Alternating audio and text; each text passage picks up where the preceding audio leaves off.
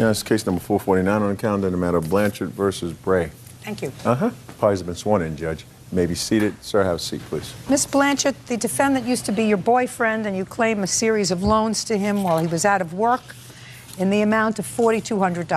Mr. Bray says that you didn't make any loans to him. There was a time when you were taking out loans, you and your brother. You were pretty flush with cash, and you gave him a couple of $100s when he needed it, but that was about it. So, when did he become your boyfriend? In September. Of what year? 06. Could you keep your voice up? I'm getting old. And when did you make the first loan to him? September 20th of 06. So as soon as you met him, he needed money? Yes. How old are you? 21. And where do you live? In Marysville, California. Who do you live with? I live with my parents. Do you work? Currently, I don't. How do you support yourself? My mother gives me money for gas to look for work, and that's it. Who were you working for in September of 2006? Singular Wireless cell phone company. What were you doing for them? I was a customer service rep. For how long? For 7 months. What were you earning? Around $2,000 a month. Did you file tax returns last year? Yes. How much did you earn? $11,000. Where did you get $42 to $100 to lend to him? From loan companies. Show me. Hey.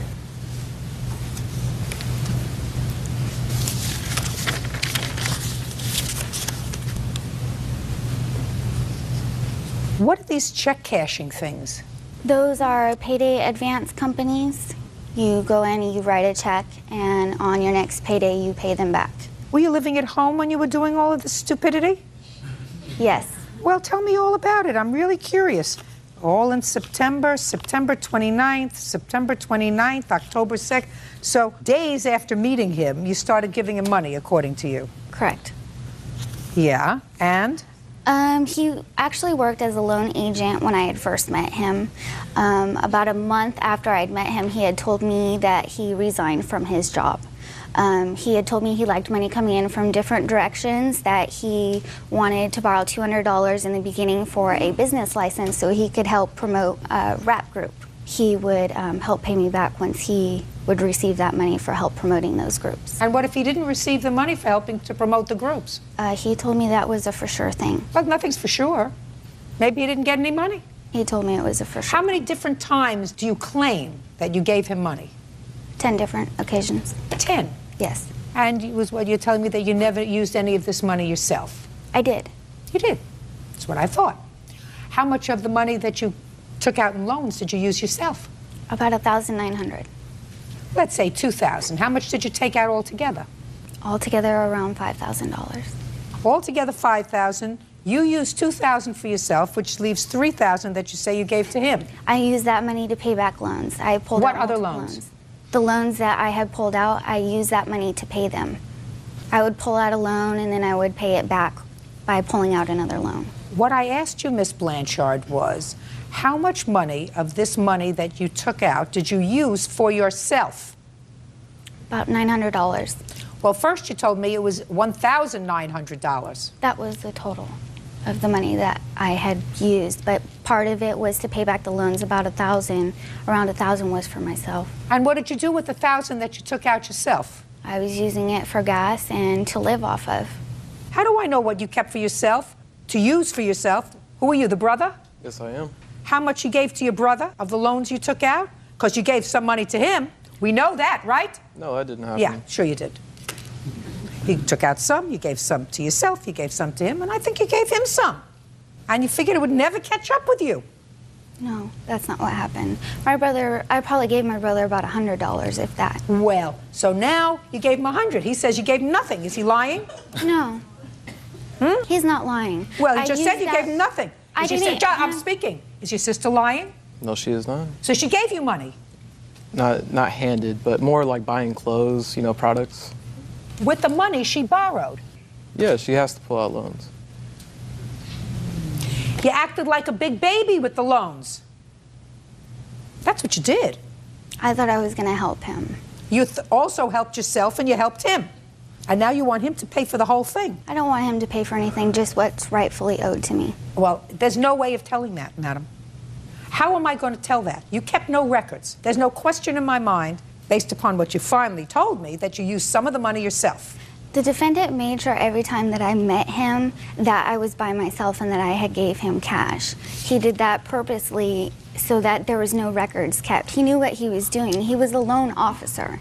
Listen to me, madam. All you have to do is give him a check. He told me he didn't want a check. I don't care what he said he wanted. All you had to do was give him a check.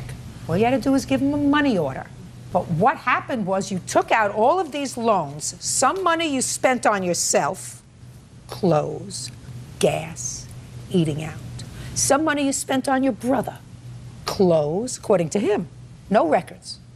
So how do you expect me to figure out what it is that you gave to him when you don't know? Judge Judy continues in a moment. Every day for the rest of your life, you're going to open up your eyes and you're going to say, I met a woman who was smarter than I am. Every day I open my eyes. You got it? Yes. And later today, The state was supposed to pay that to me. They did not. She didn't tell me that they wouldn't pay all of that. It's her responsibility to It's pay. not her responsibility. How is it not her responsibility? Because I say so.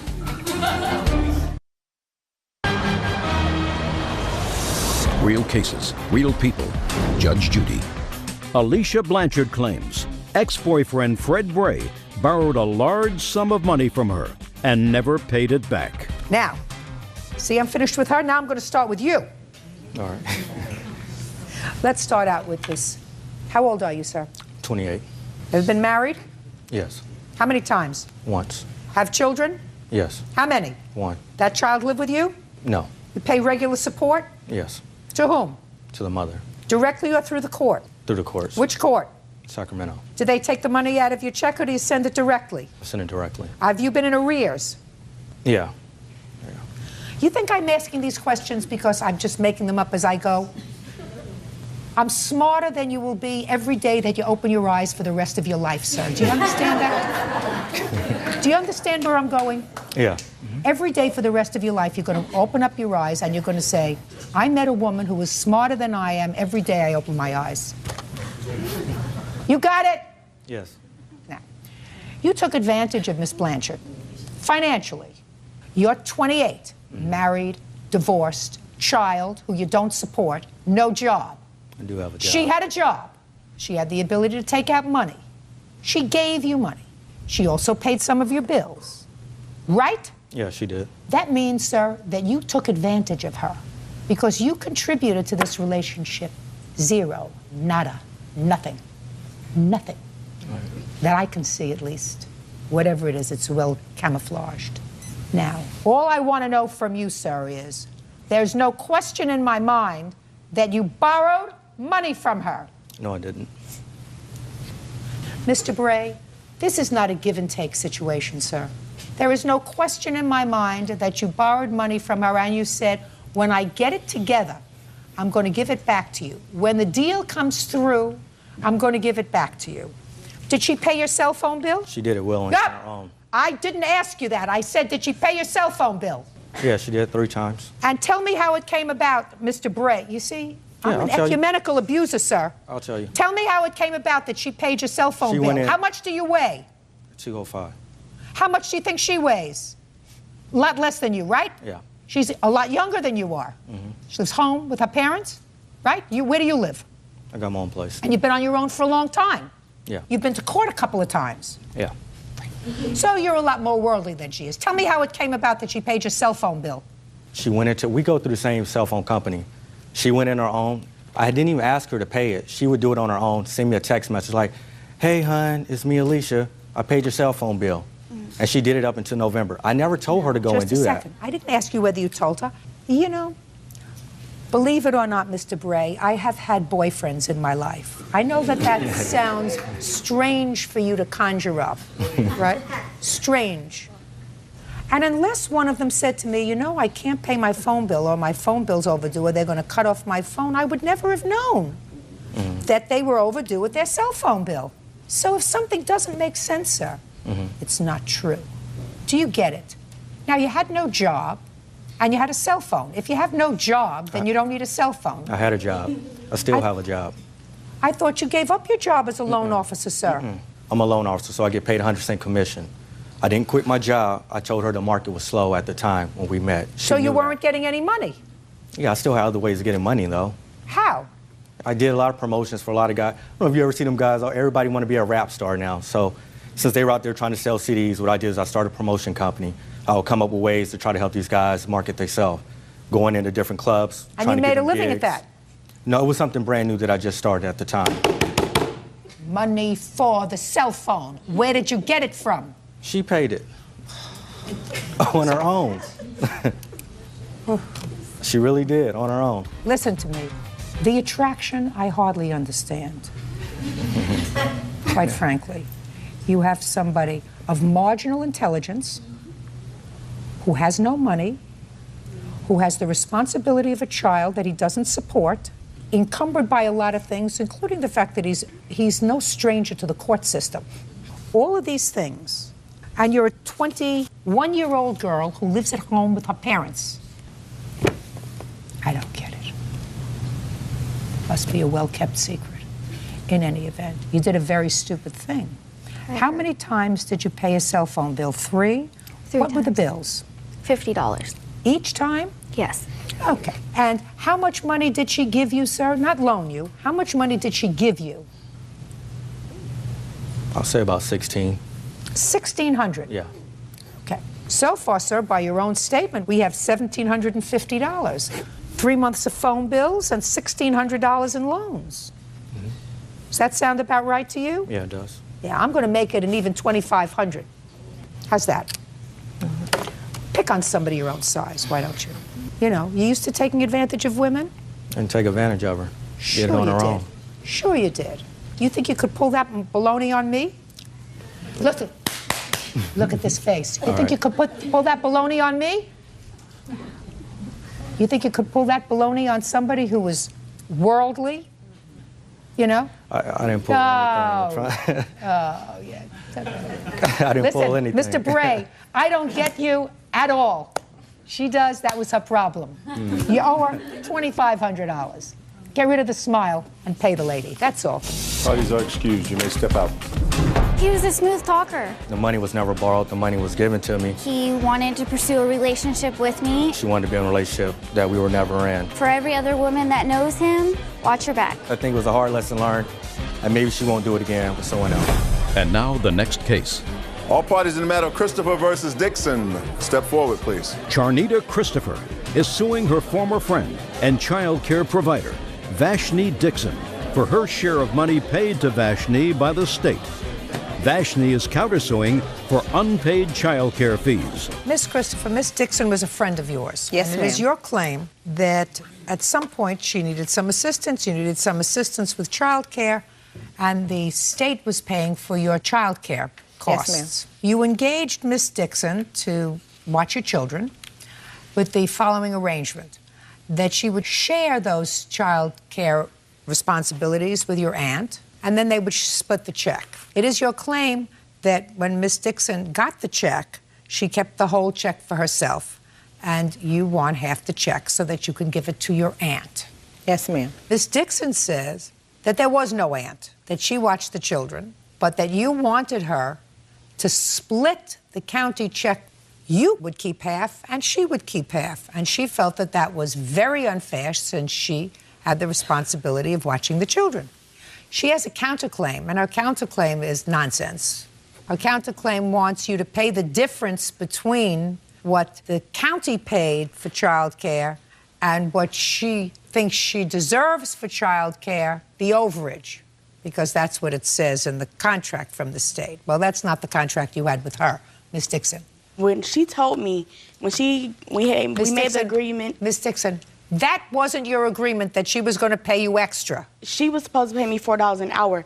The state was supposed to pay that to me. They did not. She didn't tell me that they wouldn't pay all of that. It's her responsibility to pay. It's not me. her responsibility. How is it not her responsibility? Because I say so. Because that wasn't your contract with her.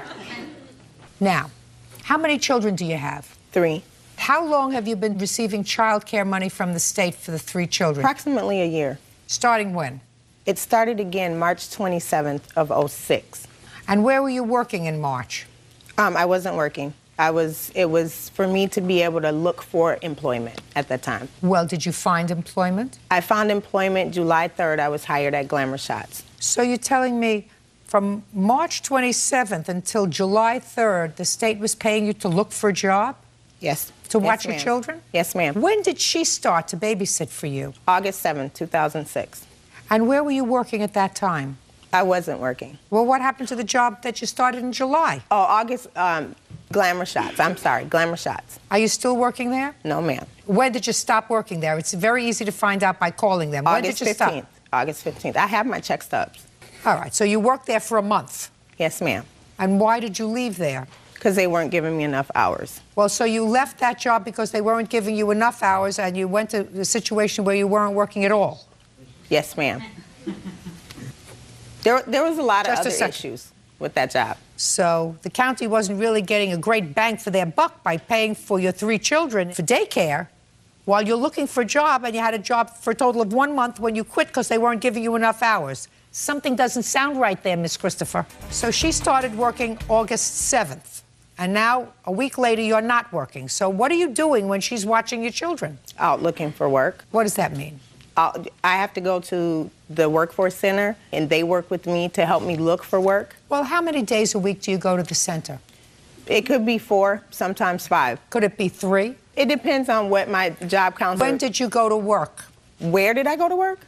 When? First is when? I haven't. I'm looking for work right now. My children are not in child care right now at all. So she started to work on August 7th. And when did you stop working? I left her house on September 4th, I believe. So you were there for 4 weeks. Yeah. How many hours a day did you watch the children, or did you live in her house? She'd leave around maybe 10 o'clock in the morning, and she wouldn't get back till like 8 o'clock at night. What about this aunt? Do you know anything about an aunt? I never heard anything about her aunt watching her kids before this. Where's the aunt? She's at home. She's not here? No. Well, how do you expect to prove to me that somebody else babysat for your children? I have the proof. Show me. What kind of proof are you showing me? Oh, it's the hours that my aunt kept the children. She typed this up. She has a license. I don't accept that, Miss Christopher. That's hearsay. Okay. Well, that's what I have. Well, your case is dismissed. My dear, she got a check for watching your children. You have no proof that somebody else watched your children. Ridiculous. Your case is dismissed, that's all. So is your counterclaim. Goodbye. Parties are excused. You may step out. Vashni knows that she did not keep my children for those days, and she knows that. Case number 545 on the calendar in the matter of Molina versus Olivares. Thank you. You're welcome, Judge. Parties have been sworn in. You may be seated. Miss Molina, this young man used to be your boyfriend. I assume he lived with you for a period of time. Is that right? He didn't live with me. He would stay over once in a while. How often is once in a while, Miss Molina? Often. Often. And it is your claim that at the time that you were breaking up, you got into an argument and he dented your car. You want to have the car fixed. Correct. Mr. Oliveira says he fixed it. May not be to your liking, but he had it fixed. On what date did you have this argument, Miss Molina? July 6th of 2006. He actually called me to work one of our many arguments, and I went ahead and ended up the relationship again, and he constantly called me back at work and my cell phone and wanting to go pick up a couple of his things from my house. Where he stayed over occasionally. Correct. And I asked him that if we can be civil. I was at work. I still had 2 more hours to, to be at work. So if he could just meet me afterwards and we would be civil about it and just take his things and go our separate ways. Is that what the conversation was like, Mr. Oliveras? Yeah, it was short. So... Good. Okay. Yes is an answer. Okay. You went to the house, according to what I read, when she wasn't home. Who was home? Her kids. How old are her children? 9, 8, and a babysitter. The babysitter's So 2 little children and a babysitter. Mm-hmm. And what happened when you got there, Mr. Oliveras? I just went to get my stuff. Look at me. I know what you wanted. What did you do when you got there? I went straight to get my stuff. How did you get into the house, sir? There's a window. It's always open. First, you knocked at the door. Well, yeah. Listen, we're not going to play with each other, sir. Because I guarantee you, no matter what you ate this morning, no matter what kind of good protein breakfast you ate this morning, I'm sharper than you are. Okay. So first you went to the house, and the first thing you did was not go in a window, because that's what most people wouldn't do. most people would first knock at the door, right? Right. Which is what you did. Right. And what happened when you knocked at the door? Nobody opened the door, so I went to the window and I went in there. Now, did you knock at the door once or more than once? It was more than once. I knocked very often. So you must have figured out that somebody in the house, like the babysitter, didn't want to get involved in this, right? Right. So you went through a window. Yeah. That was the wrong thing to do, Mr. Oliveras. You understand that? Yeah. Perfect answer. You saw him leaving? Yes. As you were pulling up, I read the papers. Yes. I'm really very good at that, sort of piecing it together, yeah. despite the fact that sometimes your papers are not particularly articulate. I did gather that you got home as he was exiting the house and taking off in his car. Yes. So you did the dumbest thing that you could have done. Yes, I did. Which was? I followed him to his house. Right. I did. Because he's a lunatic. He's already leaving. You want to call the police and say he broke into my house through a window? You can do that. Because I'm sure the babysitter called you, right? Yes. And the babysitter said, a lunatic is rapping at the door. Right? Right. Which is why you came home. So you followed him to his house, and you are angry. Angry. Because he frightened your children. Yes. Right? I'm sure he made them cry. Yes. Right? Oh, absolutely, Mr. Oliveras. Absolutely. If you're outside banging at the door and the babysitter is saying, I'm not answering, and you go into the house, that's very frightening for two little children. No. It's the wrong thing to have done. Tell me no. I'm not interested in your no. What grade did you graduate? I went to college. Good. You know that I did too? Okay. Did you graduate from college is the No, question. I did some college. You know that I actually graduated. That's very good. That's good. I admire that. Good. Now, when you did this foolish thing of following him to the house, what did you do when he stopped the car at his house? I did park behind him, and I was upset, Your Honor, and I did get in his face. What did you do when you got in his face? I was telling him that I was sick and tired of him, you know, doing these things to me all the time. Did you put your hands on him? No, I was going to, then he grabbed me. When you say you were going to, were you going to punch him? Well, Your Honor, I did feel a little threatened. After we had a confrontation, I got in his face. Well, you say you got in his face. That means you started the confrontation. I did because I'm the one that followed him, Your Honor, and I was a stupid No, thing you to started do. the confrontation when you got out of the car and ran up to him. Yeah. And what did she do when she ran up to you, Mr. Oliveras? She was swinging punches wildly, and I was just trying to dodge the punches. And she hit me one time right here in the back of the head. Okay. I believe you, Mr. Oliveras. So what did you do, sir? During the commotion, you know, that's when I hit her car because, Okay. you know, I was How many times? trying to get away from her. No, don't lie. You see, you were almost good. What? Shh. Almost. Mm-hmm. How did you hit her car, sir? With what? With my No, legs. Look at me. With your leg. Yeah. So you kicked her car. Yeah, it was kind of a kick, yeah. So far, we are understanding each other, Mr. Oliveras. Because I read the papers. I read the baloney that you wrote in the answer. Mm-hmm. You kicked her car. Yeah, kind of. And you caused some damage. So now let me see the damage. Here we go. You didn't fall into it. You didn't run over your foot. You didn't do any of that stuff, Mr. Oliveras. You see? What a nice smile you have. Well, this is some good kick, Mr. Oliveras.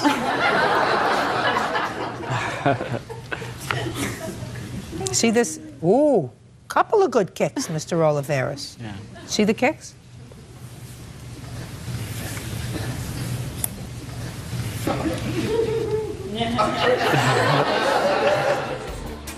Judge Judy continues in a moment. Anything else you want to tell me, sir? Good. Perfect. Yeah. Oh. You were almost home, Mr. Oliveras. And later today, I would only allow him to drive if I was in the car, except for those 2 occasions.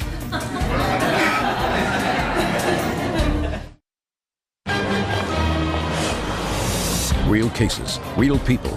Judge Judy. Irma Molina claims ex-boyfriend Robert Olivares kicked her car during an argument. Robert claims the damage occurred while fending off Irma's attack. Now, Mr. Oliveris, you saw the pictures, sir. Could I see the pictures of the fixed car? Did he fix it? No, Your Honor. What happened, Mr. Oliveris? You told me that you fixed it. You took it to a friend, and the friend fixed it. It wasn't a friend. I took it to a body shop, and I paid $150 to get it fixed. It's not, it's not the same as it was before, but you could hardly notice. You have pictures to show me? No. Well, Mr. Oliveris. I thought that was going to be the picture she was going to bring. I thought she was going to bring the pictures after I had already paid $150 to get it fixed. Do you have the after pictures? No, Your Honor. He had somebody hammer the dents out, and I take it back to Golden State to say that in order for the car to look like it was before, they still have to replace the same parts. Absolutely right. Mr. Oliveris, she's entitled to have her car the exact same way as it was before July 6th. Right. She's entitled to that. Okay, the guy I took the car to, he did a very good job. And I was going to take it back so he could finish the job, and make it look exactly as it once was. But I haven't had the chance, and she hasn't taken it either. Well, she's going to take it now to her own place. She doesn't have to take it to your place. Do you have an estimate? Yes, I do, Your Honor. I'd like to see it. And also an estimate of the days that Golden State say I'm going to need a car for the parts and the labor to be completed. I'm not giving you a rental car for 10 days. You consider the 10 days that you have to rent a car your own penance for doing something stupid and going to follow him to his house. Okay. Anything else you want to tell me? No, Your Honor. Pretty much. Just want my car fixed. Anything else you want to tell me, sir? Good. Perfect. Yeah. Oh, never mind. You were almost home, Mr. Oliveris. No, never mind. Perfect.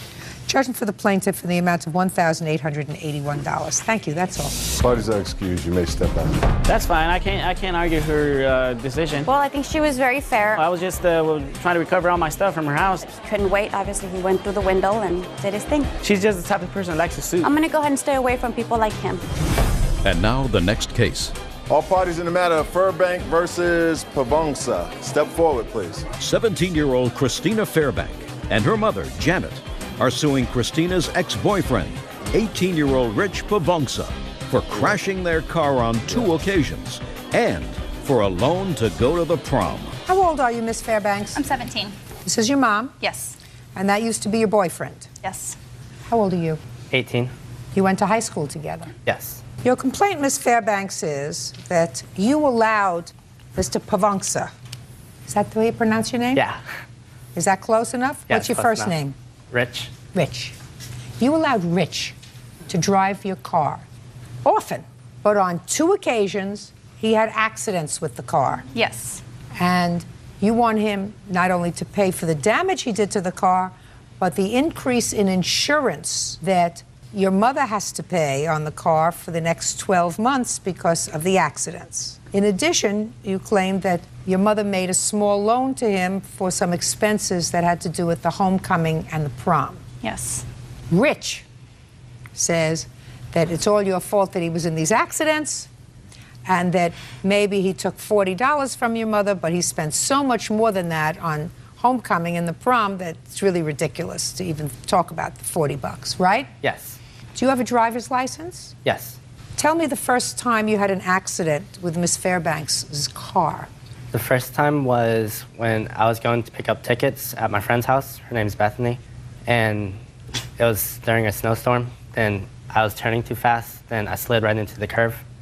And that's when I wrecked the car the first time. Did she give you the car to go to pick up the tickets? Or had you been using it for a while? I have been using it. So it was a pretty regular occurrence that you used the car? Yeah. I believe that, absolutely. Now, did you know he was using the car? He only drove the car when she was in the vehicle with him. That's not true. That's not true. No, it was true. I would only allow him to drive if I was in the car, except for those 2 occasions. What happened when you had this accident? I drove back to my apartment place and parked it there, then called Christina and told her. What did he tell you, Christina? He told me that if I took blame for the car, then he would have paid me for it. So he said to you, why don't you take responsibility for the accident and tell your mother you were driving? Yes. Which is a lie to your mother. Yes. And did you? Yes, I did. Now, when you lied to your mother about who was driving the car, I want you to tell me what you told her.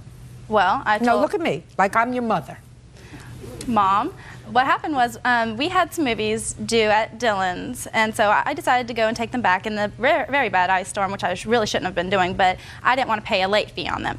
And as I was coming back to the apartment, I slid on a patch of ice and hit one of the rails at the apartment with my wheel, and it bent the axle into the wheel. You remember her telling you that story? Yes, I do. Did you believe her? No, I did not. You didn't? No, because she So was what- scared to drive on the ice. Just a second. So what did you say to her? I asked her if she was telling me the truth. Just a second. Okay. You said to her, Christina, are you telling me the truth? Yes. And what did she say? She said yes. And you said what? That I really didn't believe her. But she stuck with the story. Yes. Just like she's sticking with the story that the only 2 times she let him drive the car without her in the car was when he had accidents. The car was always at my house. I don't always. Not these 2 times it wasn't. Just during the day. Miss Fairbanks. Possibly. Miss Fairbanks, don't play with me. I'm I'm just not, telling you ma'am. that your daughter's a fibber and that you believed her. That's all. I'm not minimizing what he did. He had the accident. Now, whose idea was it to say that she was driving? Don't look over there. Okay. Look over here. That was my idea. Your idea. Yeah. Now, why did you want her to lie to your mother, Rich? So the insurance won't go up for them. Now, with that in mind, why don't you think you're responsible for paying for that accident? Because they took the risk of me driving the car because they allowed me to drive the car. That's why. Now you're becoming irritating. Who was driving the car in an ice storm? I was. Who made the bad judgment to go and do a non-essential errand during an ice storm? I did. Who misjudged the road? I did. So who do you think ought to pay for the damage? I think I should. Right! There you go. There you go. Now, how much did it cost to fix that accident? $348.73. Okay. Now, Christina, my darling,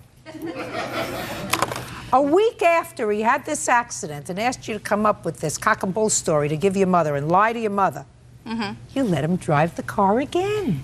Yes, he was supposed to go and get gas. You let him drive the car Yes. again, all by himself. Tell me about what happened this time, Rich. There was cars turning in from both lanes, and it's a busy street in the morning because of school. And I thought I saw an opening, so I tried to take it, and a Dodge Neon came and hit me. So you misjudged oncoming traffic. Yes, Now, whose fault was that? mine again.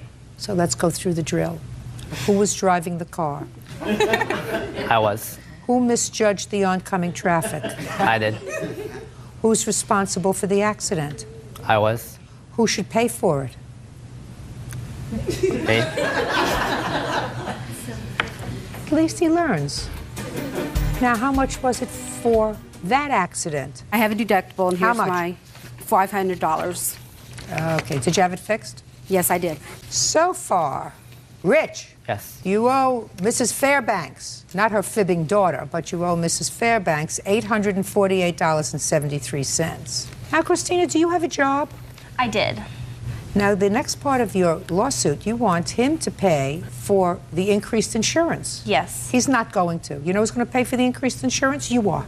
Because you let him drive the car. He's going to pay for the accidents. But your job is to reimburse your mother because it was your poor judgment letting him drive the car, especially the second time, because that was a bad accident, because he had already been in one accident. And as far as your mother knew, you were not letting him drive the car unless you were in it. That was a lie, and it was the wrong thing to do. There are consequences to your actions, and you're going to have to make up for that insurance if you want to drive a car.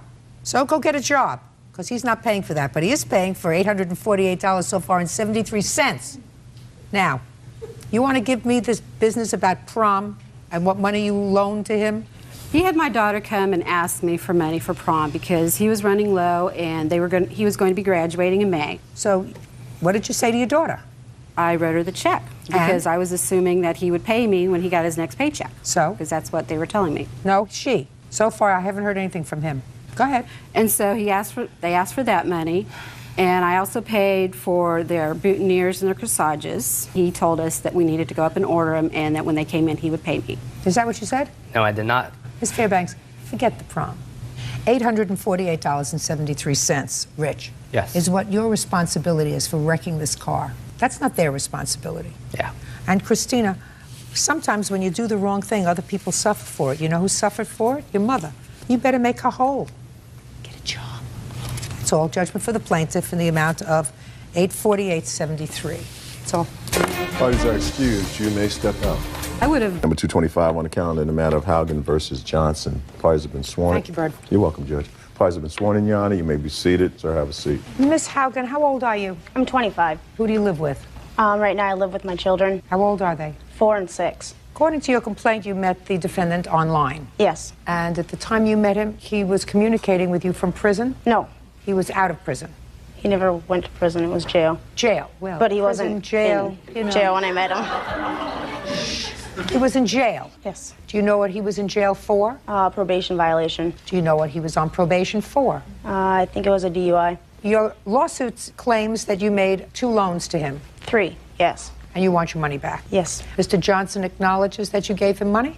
He says that that's exactly what it was. Who gave him money? It was a gift. There was never any expectation that he was going to pay you back. That's what the lawsuit is about. When did you first meet him online? I think it was around November or so of 2004, 2005. Well, was it 2004 or 2005? 2005. And at the time that you met him, in which jail was he being housed? At this point, when I met him, he wasn't in jail yet. Where were you living? Where was he living? I was living in Prior Lake, and he was living in St. Joseph. Did you meet? Yes, we did. When? February of 2006. Where did you meet? He came and got me from my dad's house. And that was the first time you met? Yes. And between November of 2005 and February of 2006, you were not in jail, sir, is that right? Correct. When did you go to jail? March 4th. Why? I was on probation for DUI approximately almost 4 years ago. And I was supposed to be on probation until 2009. I came up with a probation violation, and I decided to execute my sentence. Mr. Johnson, I have to explain something to you. What you just told me was that you had a period of probation that was at least 5 years. Correct. That must have been a really serious DUI, Mr. Johnson. It was my second within a year, so. Really serious DUI, Mr. Johnson. Correct. Was there anyone hurt as a result of your DUI? No, just myself. Tell me about it. Left a party, thought I was okay to drive. We were in a hot tub pretty much all day, consuming alcohol. I had felt that I was a little too intoxicated to drive once everything had caught up with me, so I was going to pull to the side of the road and call somebody to come pick me up, and that's when I went in the ditch and jumped a road approach and wrecked my car. So I got a DUI and result. Did you have a driver's license at the time? Yes, I believe so. You believe so, or had it been suspended as a result of the first DUI? No, not at that time, no. You sure about all the answers you've given me so far, Mr. Johnson? As far as my knowledge remembers. That's clever. How many times have you been arrested in total, Mr. Johnson? Not really sure. Well, it was certainly more than the twice you were arrested for the DUI. Correct. Okay. So as far as you knew, he was on probation for a DUI and he was violated on that probation? Yes. Wrong.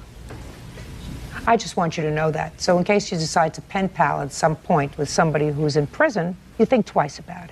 Do you understand? Yes, Your Honor. Good. Especially if you have 2 small children, because that's the dumbest thing I ever heard. Couldn't be dumber. Now, when was the first time you gave him money and for what? The first time I gave him money was April 6th, and that was for his house payment. Tell me how that came about. He was in jail, and he had to pay to get out of jail to go to work. So he didn't have enough money to pay his house payment. We were going to live together, so I You were going to live with him? Yeah. Yeah, we had talked about it. We were going to move in together. So you met him in November online. He came to see you in February. Then, for whatever reason, he's violated on probation and he goes to jail. And then you think it's wise to move in together when he gets out of jail. So you sent him this money. Yes. Hello? Are you working? No. How do you support yourself? Right now, just with my child support. And how much is that? It was at $723 a month for one child, but I lowered it to $545, and then I get $400 for my other child. From whom? My other son's father. Where did you get this money to send him? You sent him to... My tax return. Your tax return, but Yes. you don't work. I was working before. How much of a tax refund did you get? $9,000. $9,000 tax refund? Yes, Your Honor. You really overpaid your taxes. How did that come about? Earned income credit for being a single mom. How did he know that you got this $9,000? I told him. I didn't tell him I had that much, but I told him I could help him with the house payment since we were going to be living together anyway. And so what did he say? He said, I need money for house payment. No, he has told me about how, you know, he was a house payment behind and he didn't want to lose his house because he just built it. So when we had already talked about living together, I told him, well, okay, I can help you out since we're going to be living together. I'll send you the check and you can pay your house payment. So I wrote him a check for $1,377 for the house payment. Yes. And I don't know, I borrowed it to him. No, you didn't. You gave it to him. No, he told me he would pay it back. He did? When did he tell you he would pay it back? After we broke up, we had talked about, you know, since I wasn't going to be living with him, he needed to return that money. I needed it back. Well, that's what you told him, but not at the time you gave it to him. At the time you gave it to him, there was no loan. No, when we talked about it on the thing. No. That's not what you said. What you said was, the time you gave him the money, you were going to be living together, so it was going to be, you know, your house. Yeah, and I wouldn't pay rent for the first few months that I lived there so he could pay me back what I had borrowed him. Whatever. Judge Judy continues in a moment. You may now sit down. I have the last word, not you. Your story is as ridiculous as those shoes you're wearing. And later today, you are not a very nice person. You're a hustler. I don't know how many people you've hustled before, but you're not going to hustle me. real cases, real people. Judge Judy. Carrie Haugen says she made several loans to ex-boyfriend Shane Johnson while he was in jail. All right, so you sent him the first amount of money to pay off a month's mortgage. What's next? Then I sent him $100 because he was complaining about eating the jail food that they gave him for lunch, bologna and cheese sandwiches. So I wrote him a check for $100 and sent him that. And then he got out of jail and he got home and his electric box was gone. And he needed money to get his electric hooked back up, which was $431. How did you find out about that? He called me when he got home and he had no electricity. What did he say? Can you help me out? And you said? Yeah, I can help you. And so you paid the electric bill? Yes. And when was that? May 3rd, 2006. And when did he stop taking your calls? Shortly after he got out of jail. Shortly after May 3rd? Yeah. Okay, now I'll listen to you, Mr. Johnson. Let me hear you, sir. Basically, as far as I was concerned, from what I understood, is that... Don't tell me what you understood. I'm not interested in what you understand. Okay, well... I want you to tell me what was said and when. Okay, I was having some money troubles, and I had never once, to my recollection, asked for any money. Made a few complaints about situations I was in, and without even asking, she would offer up, I can give you this money, we're gonna live together anyway, and so I accepted the money, and pretty much said, I don't think that I can, pay you back. I don't want to hear what you pretty much said. I'm not interested. That's what I was saying. Who are you? He did not. Friend of his, a co-worker. You're dying to say something. Yep. I don't. Shh. You stand up. What's your name? James Chaney. Go ahead, Mr. Chaney. He tried to mention that he understood that it was a gift. I don't care what you're telling me. He understood. Right. And he was on the phone. He was on the phone with her, and he had it on speakerphone because he was driving and doing whatever. And you were with him? Yes, I was with him. When was that, Mr. Chaney? I don't even remember for sure, to be honest with you. And the phone conversation went, well, she says, I took care of your house payment, and you won't have to worry about it. And he says, well, I won't be able to pay you back. She says, don't worry about it. And that's exactly how the conversation went. Mr. Chaney, let me tell you that if you were in the car with him and she said to him, which I probably believe, I took care of your house payment, I believe that. I don't believe the second part of the statement, sir. You want to know why I don't believe the second part of the statement? Because it doesn't make sense. Mr. Chaney, it doesn't make sense, which means, sir, you stood up there for me to call you a liar in front of 10 million people. That's fine. Because she may have said, I made the house payment for you, and he would have said to her, gee, thanks, babe, I really don't know how to thank you for it. But he would not have said to her at that time, when, according to her and according to him, they were sort of planning to spend their foreseeable future together, he wouldn't have said to her, but I'm not going to be able to pay you back. That's exactly how it went. Listen to me.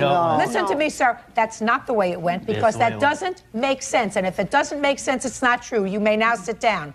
I have the last word, not you. Okay. Your story is as ridiculous as those shoes you're wearing. I I got style, lady. Listen to me, madam. I got Listen to style. me very carefully. Okay? You made a big mistake. The mistake wasn't necessarily, you know, that you got interested in this guy that you met on the internet. Your mistake was once you found out that he had a criminal past, not to know more about it, before you invited him into your life, before you took the little bit of security that you had for you and your children and turned it over to him because you loved him. That was your mistake. But a gift doesn't become a loan when it doesn't work out. It was a loan. Well, in your head it was a loan, but it was not a contract, and I'm telling you that now. It was not a contract. I mean, the fact that he is an amoral person, and I know he's an amoral person, even he knows he's an amoral person, doesn't change the fact that when you gave him this money, you were saying to yourself, I believe that we are going to spend our future together, so this is an investment in our future, and I got $9,000, so if I give him $2,000, all told, you know, that's just a small investment in our future, and I'm going to live in his house, a house that he built, with my 2 children. That doesn't create a loan. But he sent me a text message saying he would pay me back. Did you send her a text message indicating you were going to pay her back, Mr. Johnson? I don't recall. You don't recall a lot of things. No, I don't. Let me see the text message.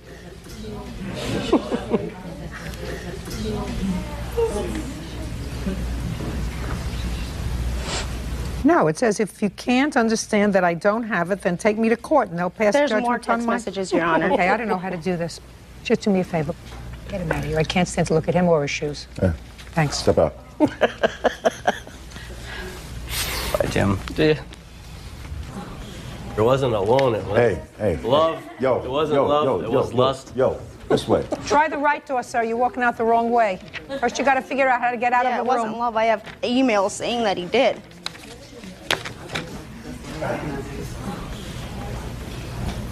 Okay. It says you'll get it when I get it. You wonder why I don't answer with the attitude you have. Is that it? Yep. Did you send those to her? I believe so, yes. So you did sort of tell her that you were going to give her money when you got it. Well, when I got it, if I have the extra money, I'll gladly give it to her, but I don't foresee myself having extra money anytime soon. Judge Judy continues in a moment. You wouldn't like it if somebody took the food out of the mouths of your 3 children, would you? Or you don't care? You just care about you and your friends, or sitting in a hot tub. And later today, Seems to me if you want him to stop harassing you, you give him the $500. Instead of giving him the $500, you call the corporate office and had him fired. You're outrageous. real cases, real people. Judge Judy. Carrie Haugen says she made several loans to ex-boyfriend Shane Johnson while he was in jail. You know, Mr. Johnson, the problem is that, unfortunately, she's got 2 little children, and the fact that she got herself hooked up with a bum is not something that a court can do anything about, sir. You have children of your own? Yes. How many children do you have? 3. Okay. She's a single mother. She has 2 children. And there is no question in my mind that she struggles, just as you do. But what you did was you took money that she sort of needs for her children because she's not too smart and she lost her heart, and you took advantage of that, and then you said, well, listen, she gave it to me, she gave it to me. Now, I don't feel any sympathy for you for my making you look bad in front of 10 million people, sir. You should feel badly. You should have accepted responsibility even though she gave you the money, just because it's the moral thing to do. And I'm still telling you, sir, it's the moral thing to do. Because you wouldn't like it if somebody took the food out of the mouths of your 3 children, would you? Or you don't care? You just care about you and your friends, or sitting in a hot tub. I want to tell you something, Mr. Johnson. What goes around comes around, sir. You know, life has a strange way of afflicting those who afflict other people with bad stuff. And when it does, I want you to think about what I just said to you. Bad things happen to bad people. So while she has no legal claim to this money, I believe she has a moral claim to this money, and I would see to it that she gets paid. Otherwise, something very bad might happen to one of you or yours, Mr. Johnson. You get me? Case is dismissed, that's all. Parties are excused. You may step out. I don't feel I took advantage of her. He told me he would pay me back. Also, no, I gave you all this stuff and now I want it back? What's that? Don't borrow money to a loser. Stay away from women. And now the next case. All parties in the matter of Plaza versus Kaplan. Step forward. Car salesman Gadiel Plaza is suing former customer Kelly Kaplan for money she used on a down payment for a car. Kelly says Gadiel has been stalking her. Mr. Plaza, you met the defendant when she came into the place where you work to purchase a car. Is that correct? That is correct. And it is your claim that you made a loan to her for half of the down payment on a car when she prevailed upon you to do that because she was in dire financial straits. You want that $500 back. In addition, she caused you, really, according to you, to be fired from your job. That is correct. Just for my own information, where's the car? It's in my possession, ma'am. So you have the car? Yes, ma'am. Okay. Mr. Plaza, how long had you worked for this company? Approximately a month and a half. Before Ms. Kaplan came in? That is correct. Would you tell me the date she came in? She came in on June the 10th. Tell me about it. Mrs. Kaplan came in on an appointment she had, and I was the salesperson who helped her. Upon picking a vehicle out of our inventory, while we were processing her financing forms, she broke down and began to cry. And I asked her, what's the matter? She said she felt bad because she was given a car, you know, her car was getting repossessed and all that. So I asked her, then don't buy the car. It's okay. There's no pressure to buy the car. She made a couple phone calls and came back and decided we'd look for a different car, a less expensive car. So when we found another car, we had the same problem. She broke down again and she started to cry. And, you know, I called my supervisor. He came over and talked to her a little bit. She agreed to buy the car. When it was discussed on the financial terms of the loan, we told her she needed to put down $1,000 to obtain this loan. Okay, now that is agreed so far, Ms. Kaplan. There was a $1,000 down payment that was required for this car that you still have in your possession. Is that correct? That's correct. But you did not give him $1,000. No, ma'am. You gave him $500. Correct. And when were you supposed to give him the other $500? I was supposed to give the dealership the other $500 on the 30th of June when I was paid. And did you take the car out of the dealership around the 10th of June? Yes, ma'am, I did. Okay, well, that was very nice of them to let you take the car out without a full deposit. Yes, ma'am, but it's not an unpracticed term in buying cars that people split up their down payments. Listen to me. I've purchased cars. I didn't split up my down payment. Before they let me take a car out, I had to give them the whole down payment. That's my understanding of cars. Judge Judy continues in a moment. Want justice? Go to judgejudy.com or call 1-888-800-JUDY. Okay, so far, she's shy $500. Tell me what happened, Mr. Plaza. Company policy, the customer is supposed to bring the remaining... Just tell me what you did. On the date that the rest of the down payment was due, my manager... Which was what date? Which was 7 days after the 10th, the 17th. Okay, 6/17. Manager came in and said, where's the other deposit? Correct. I called Ms. Kaplan to find out. Couldn't get through to her. I, as a salesperson, am responsible for collecting all monies on the down payment. So you laid it out for her? Right. I asked her if, you know, she could come in and pay the difference, and she said that no, she wouldn't have it till the 30th. Okay. On the 30th, Ms. Kaplan, what happened? Can I back up a moment, Your No. Honor? Okay. No. On the 30th, the money had already been paid by Mr. Plaza to Correct. the dealership. So why didn't you give Mr. Plaza his $500 back? I did not ask him to pay that money. Who cares whether you asked him or not? That was your arrangement. Why didn't you give him back the $500 that he laid out of his own pocket?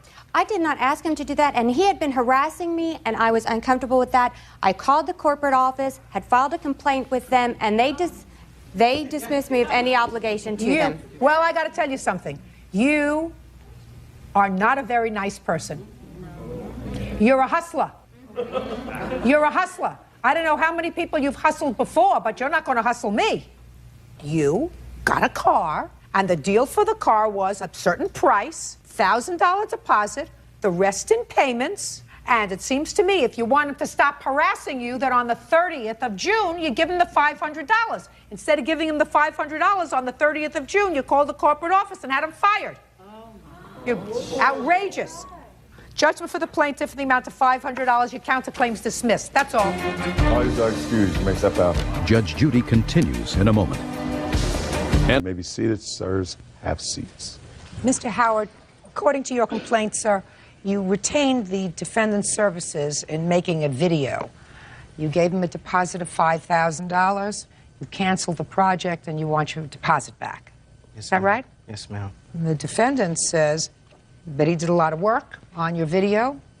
If you didn't want to continue, that's your problem. And he is counterclaiming because he alleges that you slandered him by making a false report to the police that he had threatened you. Is that right, sir? Let's hear about the video. Your Honor, I'm a musician, and ever since I was a young boy, I kind of want... Mr. Howard? Yes, ma'am. Okay. You understand? All right. Young boy, how old are you now? 40. 40? I don't have time. Okay. All right. Let's get to the video. Okay, just in a nutshell, Your Honor, I wanted to do a music video. I went to a very prominent organization that referred me to him, and unbeknownst to me, she made a deal with him where he would pay her $500 for the referral. And I contacted him, and I discovered that he had some very influential associations with a big-time entertainment company. So he said... Just a minute. You discussed your video with him? Yes, ma'am. And this is a music video? Yes, ma'am. You are a producer? I own a company that produces productions. What was the total fee? It was $10,000. And he said that he was going to throw in freebies because this was his first music video. I brought my entire concept to him. I explained that I had my own scenes and everything that I wanted to do, and that all I needed was for him to film it. $10,000 for the video. Did you sign a contract with him? Yes, ma'am. I'd like to see the contract. This is a contract case.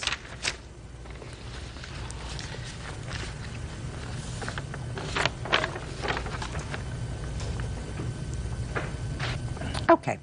So you gave him a $5,000 deposit. You have that check, sir?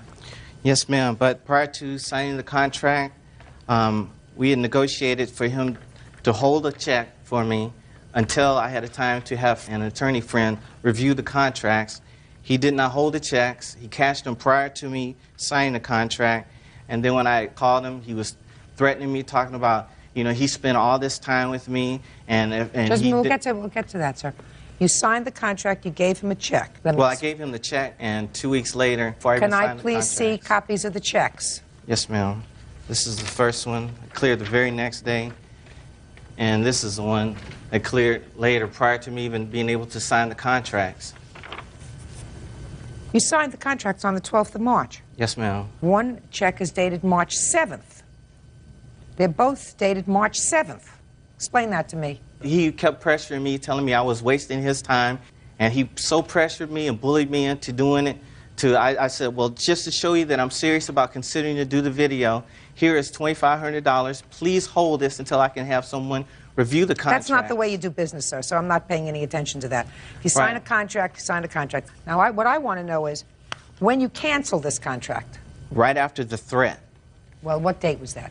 That was 2 weeks after the threat because I didn't know what to do. Give me a date. April 7th. So about a month. Now, during the course of that month, did you have meetings with Mr. Paul? We had meetings prior to the threat, and this was in an effort to... I'm not getting to the threat yet, sir. The threat has to do with... Yes, ma'am. We had a lot of meetings. All right. I assume, Mr. Paul, that you did not do any work prior to the contract being signed. Actually, we did do work prior to the contract, discussing about creatives, because we don't begin doing creatives unless we have a deposit. Right. Well, you can discuss it all you like, but prior to signing a contract, it's all just a pitch. Right? Yeah, right. Pretty much. All right. I want to know between the 12th of March at the time that he signed the contract and the 7th of April, I want to know approximately how much time you spent with him. 67 hours, phone calls just about every single evening, excluding one weekend when I went to visit my folks. Now, you say 67 hours. Do you have that documented anywhere? Because that's a pretty precise number. Whenever I have a meeting with somebody, I just document down that time for that. It's just standard business practice. Okay. And because he required so much time, more than even the large clients that I have. That is not true, Your Honor. Can I finish? I had to cancel other productions because obviously if someone pays a deposit to do a production, they're priority over new business coming in. So it was to my best interest to get this done the way he wanted it to, under the budget and conditions that state. He didn't understand the fact that the more things you use in a production, the more time it takes, the more money it costs. That's not true, Your Honor. He would always delete it, take everything out that I was presenting, and that, moreover, with the threats is why I wanted to just be done with it.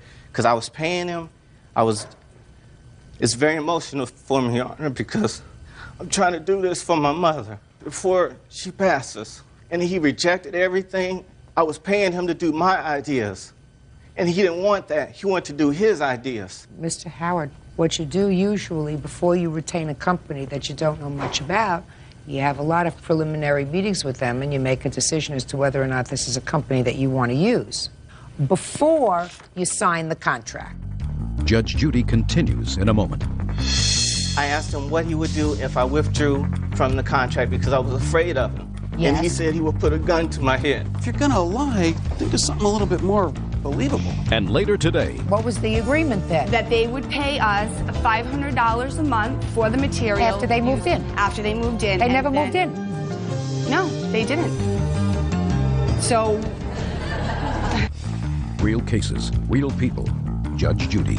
Grafton Howard says production company owner James Paul owes for a refund of the money he spent to make a music video. Tell me about the threat, sir, that you allege he made to you and when it was. Every time I found out that he was not doing what I was asking him to do, I would call and ask, why are you deleting everything you promised me? He would just go ballistic. He would curse me out on the phone.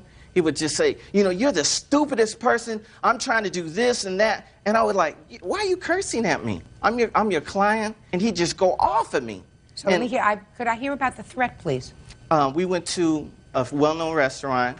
After a meeting that I had this gentleman a witness to, he witnessed his demeanor. After he would go up, blow up. I would like to hear the threat, sir.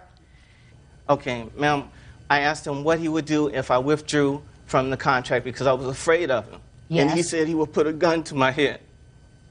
And then he said he would put the gun on himself and tell God it was because I didn't do the production. And that's the reason why I didn't do Yes, this. sir. Go ahead. I'm sorry I have to laugh because I don't threaten people's life. And to be honest with you, I have a police report here. He's contradicted himself. Let me see the police report, please. He filed to the police department 2 weeks after I supposedly did this act. And then he also states in the police report that after I supposedly threatened his life, he stayed and ate dinner with me the rest of the evening? Just a second. I mean, if you're gonna lie, think of something a little bit more believable. And Your Honor, he would go off about $2 parking. This gentleman can witness to the fact that he was having a ballistic fit over $2 parking. And Your Honor, I would like to see if I'm sorry. Is this the basis of your counterclaim, sir? The police came and talked to you? No, it's not. Well, what's the basis of your The counterclaim? basis of the countersuit is this studio that he so-called mentioned fictitious. I brought him, you know, basically the contacts, I introduced the contacts to him. And these are big contacts that took a lot of time for me to get that generate referrals. Yeah. He called these people up and sent documents that I threatened to kill him and all this. And actually, one of them says, Jim, you know what? Let's let this thing melt down and I'll give you some business in a couple of months. He's killing my business. That's hearsay. It's also... That's hearsay. Okay. Stop playing with your papers. Okay. I felt bad for him in the beginning. After he signed the contract, I felt bad. He told me he got screwed over by a well-known person I cannot mention. And he lived in a shack and had an outhouse and all this. And I said, Grafton, just cancel it. Take your money back before I incur cost. Oh, Lord. And leave it alone. That is not true, Your Honor. This is the very, very beginning. Mr. Howard, This is... am I looking in your direction now? Yes, ma'am. Don't speak unless I look in your direction. Yes, ma'am. This is before we incurred any expense and time and effort and work. And this has cost me a lot more than my countersuit. I normally do about 5 to 6 commercials a month. When Grafton signed on, I did 2 that month. And I'm very consistent with the business. Obviously, it's hearsay, you're right, but... It's a very simple case, sir. Your counterclaim is dismissed because there is no evidence. You, sir, are not entitled to your money back. You're not entitled to your money back because you signed the contract and the defendant did work in the furtherance of that contract. If you were dissatisfied, am I asking for you to say anything? He witnessed everything, Your Honor. I don't care what he witnessed. I believe everything you... Listen to me. I believe everything you told me. I didn't need a witness to corroborate what you're telling me. You showed me a check. You showed me the contract. You told me how long you worked together, that he wasn't doing the kind of job that you wanted. You knew enough to say to him, I want a lawyer to look at the contract. You just did it in the wrong order, which is stupid. However, he spent, and I believe him, that he spent 60-some-odd hours talking to you on the phone, meeting with you after work, meeting with you during work, meeting with you in the evening, and you couldn't come to a creative understanding. That doesn't mean he's supposed to do that for nothing. Your case is dismissed. That's all. So is your counterclaim. Parties are excused. You may step out. I have nothing negative to say. I just wish he would understand how business is run. I understand production. I understand that when you hire somebody to do a job and you already have your own concept, they're supposed to do it. I told him what he was getting for his money, and I was very specific, and I explained everything, and I had to explain everything maybe 5, 6, 7, 8 different times. He was having me wanted me to sign off on my creative to get my money back. He wanted my concept, and that's what it was. He's not creative. He doesn't know what he's doing. And now the next case. All parties in the matter of Nason versus Greenman Champagne. Step forward, please. Student Jennifer Nason and her husband Todd are suing Jennifer's sister, 21-year-old daycare provider Neela Champagne, and her husband Kenneth Greenman. The Nasons claim the couple owes for money spent to remodel their home. Miss Nason, according to what I've read here, your sister and her husband were having a little bit of a tough time, and you offered to let them move into your home, a portion of your home that was to be remodeled. And you said, listen, this is the deal. You pay for the remodeling. Once the remodeling is done, you give us $500 a month. Once it's all paid off, you don't have to pay us any rent. You can live rent-free. Correct. That's what you say. The remodeling started. The two husbands didn't get along with each other. They had some words. Your sister and her husband decided not to move in, and you think that they should pay you for all the materials that you invested in to do this remodeling, which is a couple of $1,000. Your sister and her husband say that there was never an agreement to pay for the remodeling. There was an agreement for them to pay rent, $500 a month, once they moved in. Where were they supposed to live? What part of your house was going to be remodeled? We have a little room that is adjacent to our one-car garage that we have. How big? 30 by 50. It was going to end up being a 2-bedroom, a kitchenette, a dining room, and a living room, all open floor plan. Let me see pictures of how far you got in this alteration. We don't have any photographs because we only started putting down the floor, and it looks basically the same way that it was when we started, because we didn't get anywhere with it because they ended up not moving in. So we didn't end up taking any pictures of it, truthfully.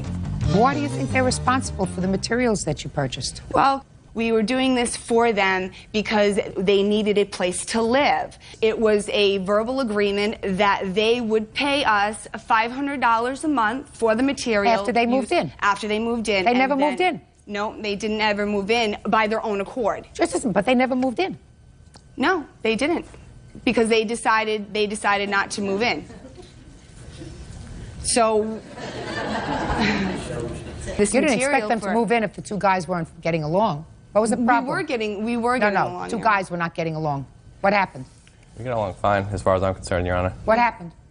He wouldn't help out at all on anything that we did do in the thing. When he did come over, he'd just stand there, just pick up a couple of screws. He wasn't capable of doing anything. For instance, he was taking rocks, throwing them in a dumpster that you pay by weight. And I called him up and asked him to take them rocks out so he wouldn't have to pay so much. He was too busy to come over. So you were annoyed? I was annoyed, yes. So, in case you didn't know it, the men didn't get along. I didn't know that. You didn't know that until just now? Yes. What do you know? You see, you learn revelations every day. Now, what was your interpretation of your arrangement with your sister? Well, what happened was originally we had discussed, redoing the apartment, and Todd said, we'll do it, and you just pay us back what you can for rent. And I said, okay, so we went home, we discussed it. I called my sister back. I said, well, as far as what we were looking for in an apartment, to rent your place, we'd pay $500 a month. So then he said, okay, everything started. Probably a couple of days after that had happened, I called her back up. I was like, listen, Jen, we're not going to be able to afford to pay you the $500 right now because Kenny's check from the reserves hasn't come in yet. She said, that's fine. She says, because after all, you're not going to start paying until you move in. And I said, okay, so that's when things went on.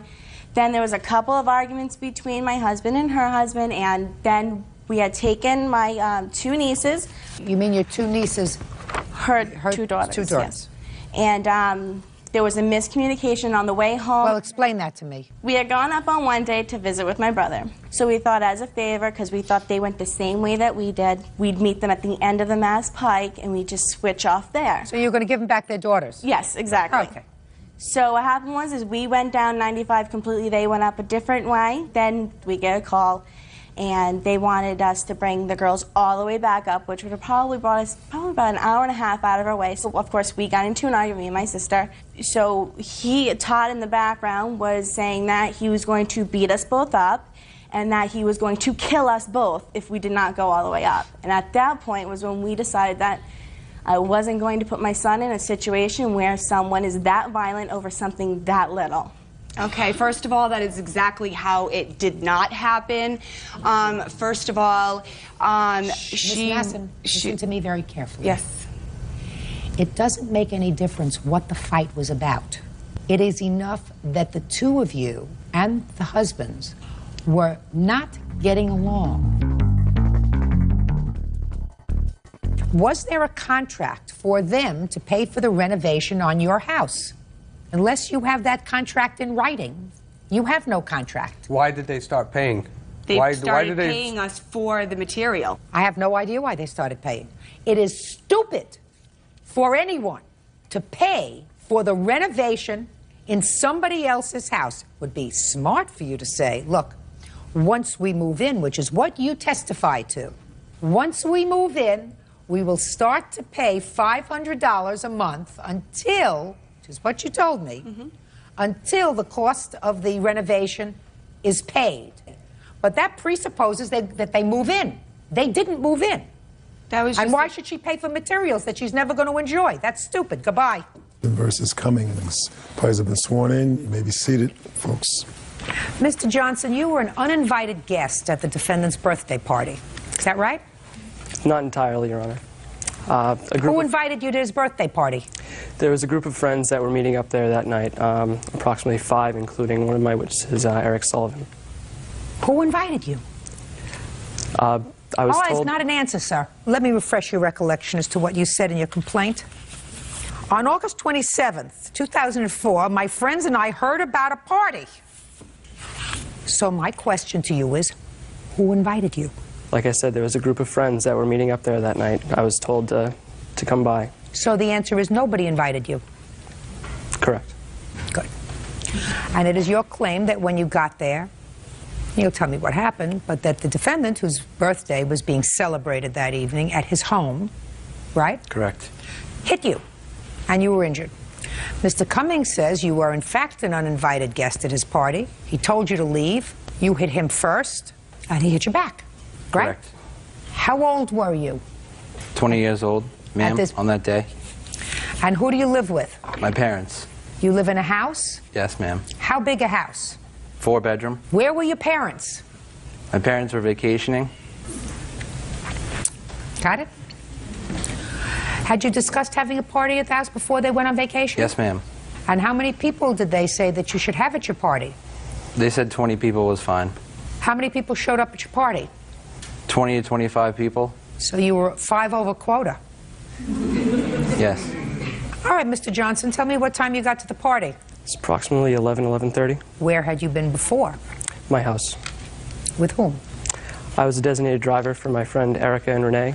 She came by my house, picked me up, then we picked up Erica and went up to Nashua. What happened when you got there? We got there, we ran into a few of our friends. There was approximately 5 out of 30 to 40 some odd people that were actually there. I had asked my friend Corey if he knew who lived there. He didn't know. On my way up from the basement where I thought I heard some people that I knew. I did not. Came upstairs, someone had approached me, said, "Do you know, is Cummings down there?" And I said, "Sorry, I don't know who Cummings is." He laughed and walked away. Now, next thing I knew, I was surrounded by approximately 5 people, 5, 6 people. One of them had said, "Do you know who Cummings is?" I said, "No, I don't." And then he said, "Why don't you try and guess?" So, not knowing who he was, I said, "I don't know, you?" And they all started laughing. Now, the only one who wasn't laughing was the defendant, and he came up to me. Because his name is? Jim Cummings. He then approached me, gave me an open-handed slap in the face, and said, "You and your friends get the F out of my house." I then turned to my friend Erica. I said, "Well, seeing as how I was just slapped, I think it's time to leave." A couple people had stopped me, asked me what happened. I said, "I just got slapped in the face by the person who lives here, and I'm leaving." And then the defendant came back out and said, "All right, it's getting too loud. Everybody needs to get back inside the house." And he was looking at me when he said this. I said, "Well, I think I'm going to leave anyway." Good idea. I thought so. So I was walking to the car. It was parked in inside of a cul-de-sac. We were walking to the car, and there was a girl there crying. She's like, "Oh, this is garbage. I'm so sick of this. I want to get out of here." And I said, "Hey, somebody else who hates this party." Is that this young lady here? Yes, it is. What were you crying about? That there were so many people there and it was getting outrageous. Because why? Because everybody was a little intoxicated. There really wasn't that many people there. It was like... I asked you a question. I didn't ask you for a whole tale. I said, why were you crying? Because there were too many people there and it was getting outrageous and the neighbors were coming over complaining. And good, now you can sit down. Okay, so as I was walking to the car and I said that to her, next thing I know, out of right field, he comes up running from behind me. That's my effing girlfriend. He swings me around and punches me in the face at the same time. Mr. Cummings, is that what happened, sir? No, ma'am. Why don't you tell me your version of what happened, Mr. Cummings? Were you drunk that evening? I was slightly intoxicated as well as everybody else that was at the party, including him. Well, I don't know. Just a second. Okay. I don't know whether he was intoxicated at all, sir. But I do know that if you were celebrating your 20th birthday, you were intoxicated. Yes, ma'am. And is this your girlfriend? Yes, ma'am. Now, Mr. Cummings, I want you to understand something. The reason your girlfriend was crying wasn't because there were too many people at the party. That's a fib, she just told me. I believe she was crying. But she was crying because something happened there at the party, because she's not so responsible that she's out there crying because there are too many people and the neighbors are coming over. Somebody told you to be quiet.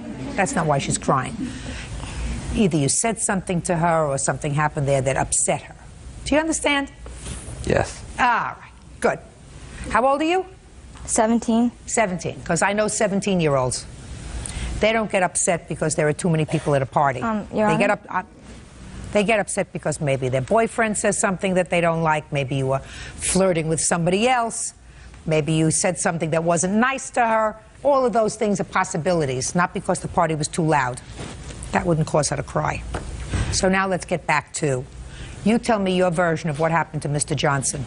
He was being loud and obnoxious all night, and the neighbor from next door, she has small children, and I respect that, and she came over and asked me to quiet the party down, which I then asked a couple of my friends to go around and say, hey, calm down, and I did too.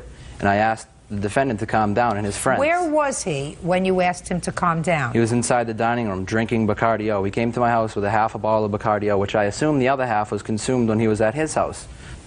Go ahead. I asked him then to leave. He got up, and then we were walking outside. Words were exchanged. He was swearing at me, saying, F you, why am I leaving this party? He was very upset because he had to leave and other people weren't leaving. I told him because my neighbor, asked me to calm down, and he was the only one that seemed to not calm down, was him.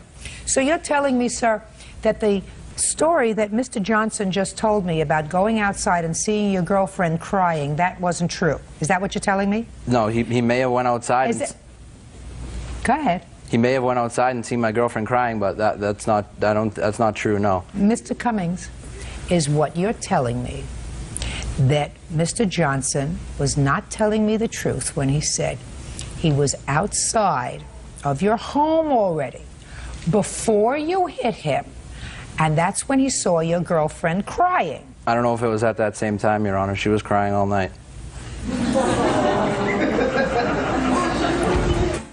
Michael Johnson claims he was punched in the face by Jim Cummings. Jim says Michael crashed his birthday party. Why was she crying all night, Mr. Cummings? Because she was upset with me. Why?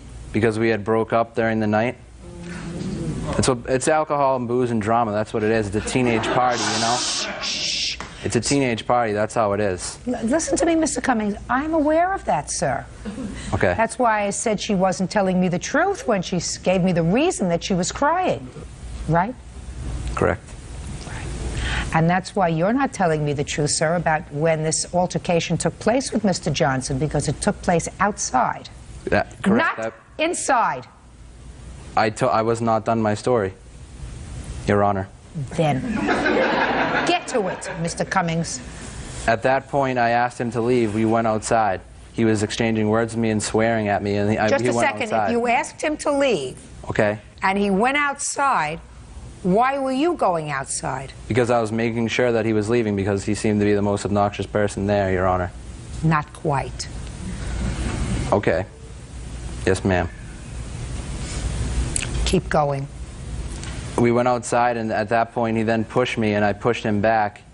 And then he swung at me and hit me, and I counterpunched him in the face, and then he was gone, and that was it, and I didn't hear anything until this. Who else was outside with you, Mr. Johnson?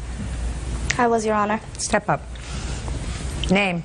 Erica Galvin. What happened outside, Miss Galvin? Outside, we were going to leave, and we were just, everybody kept on stopping to ask us what happened. So it was kind of a delayed departure, but we did end up making it halfway to the car when Michael saw, apparently, his girlfriend and said, hey, somebody else who doesn't like this party. And that's when he came from behind him, grabbed him on the shoulder, and then punched him in the face as he was turning him around. Sounds right. And then that's when we tried, me, Eric, and a few other people tried to break it up, and 6 of his friends came flocking over and said, stay out of this is not your fight. And we just kept on saying, we just want to leave. And I'd like to include that there was about 40 people there, and most of them were outside. And it was a kegger, so people were paying to get in. That doesn't necessarily mean that there has to be a definite invitation. There has to be a definite invitation if you don't want trouble, right? If you don't want trouble. If you don't want trouble. And when you have a kegger, you don't have 17-year-olds at the party, because if you have 17-year-olds at the party and serving alcohol, you're breaking the law. You're aware of that, Mr. Cummings, aren't you? Yes. Perfect. Can I see your medical bill, please? Yes, there are Thank a few you. of them here.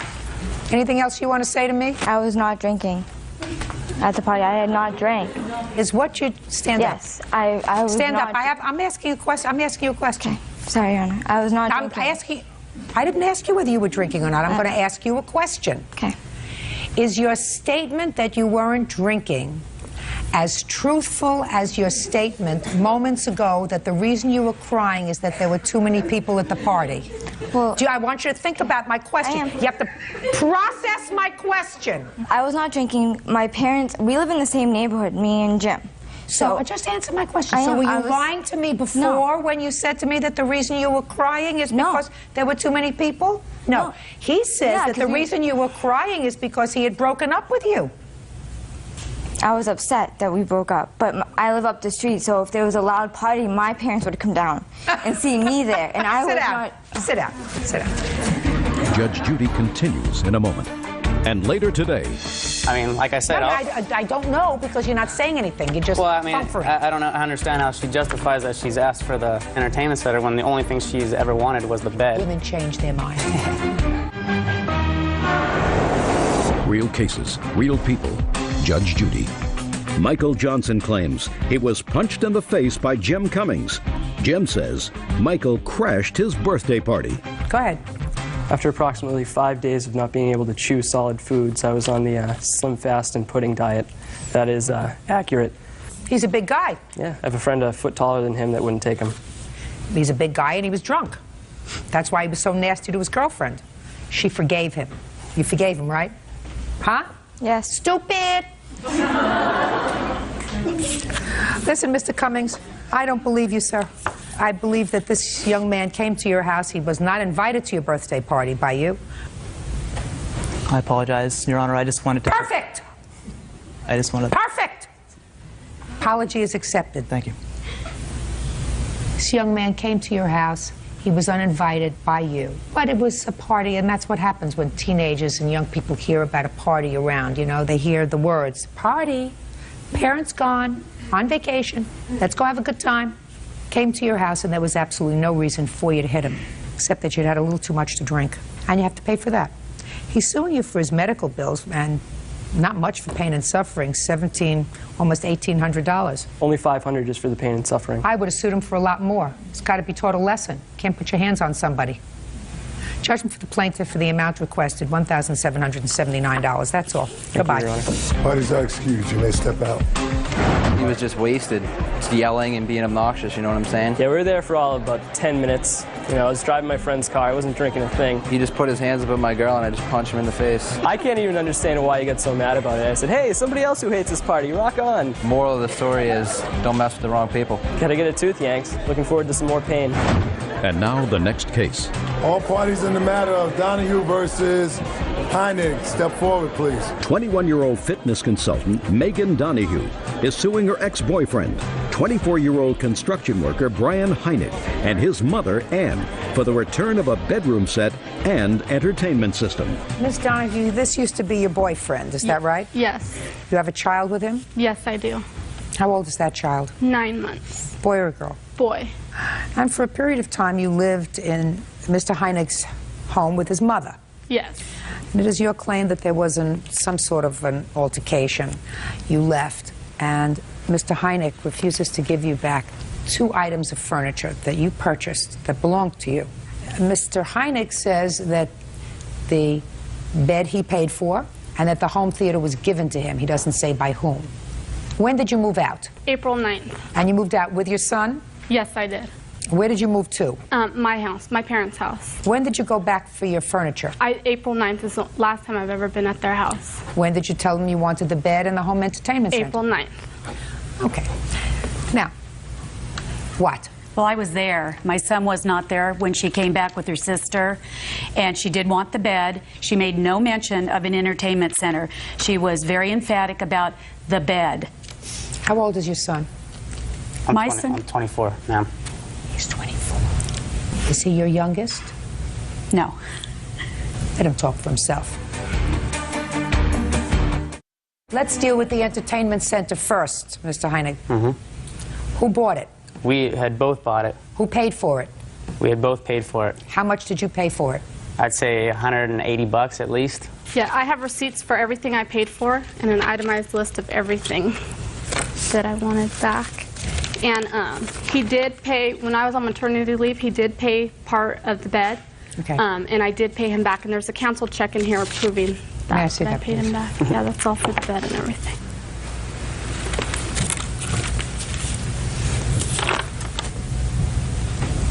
Why did she give you a check in March of 2004 for $600? I never received a check for $600 in March. We weren't even talking together in March. Yes, we were. I didn't move out till April 9th. I never received a check Would for you show him this, $600.